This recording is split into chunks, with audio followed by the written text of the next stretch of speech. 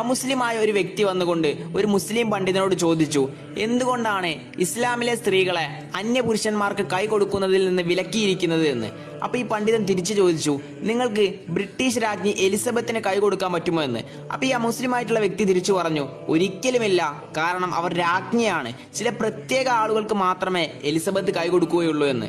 അപ്പൊ ഈ പണ്ഡിതൻ തിരിച്ചു പറഞ്ഞു, ഇസ്ലാമിലെ സ്ത്രീകൾ എല്ലാവരും രാജ്ഞികളാണ്, അവർ അന്യപുരുഷന്മാർക്ക് കൈ കൊടുക്കുകയില്ല എന്ന്. അപ്പോൾ അമുസ്ലിമായ ആ വ്യക്തി വീണ്ടും ചോദിച്ചു, എന്തുകൊണ്ടാണ് ഇസ്ലാമിലെ സ്ത്രീകൾ ശരീരം മുഴുവൻ മറച്ച് നടക്കുന്നത് എന്ന്.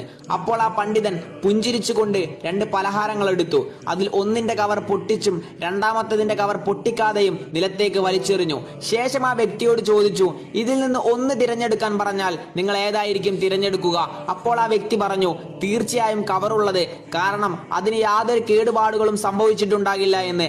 അപ്പോൾ ആ പണ്ഡിതൻ പറഞ്ഞു, അതുകൊണ്ട് തന്നെയാണ് ഞങ്ങൾ ഇസ്ലാമിലെ സ്ത്രീകളെ അങ്ങനെ സംരക്ഷിക്കുന്നതും അവർ ആർക്ക് വേണ്ടിയാണോ ഒരുങ്ങുന്നത് അവർക്ക് വേണ്ടി അവരെ സംരക്ഷിക്കുന്നു എന്ന്. അങ്ങനെ അവസാനമായി ആ വ്യക്തി പണ്ഡിതനോട് ഒരു ചോദ്യം കൂടെ ചോദിച്ചു, എനിക്ക് നിങ്ങളുടെ സൃഷ്ടാവിനെ ഒന്ന് കാണിച്ചു തരുമോ എന്ന്. അപ്പൊ പണ്ഡിതൻ പറഞ്ഞു, നിങ്ങളൊന്ന് സൂര്യനെ നോക്കൂ.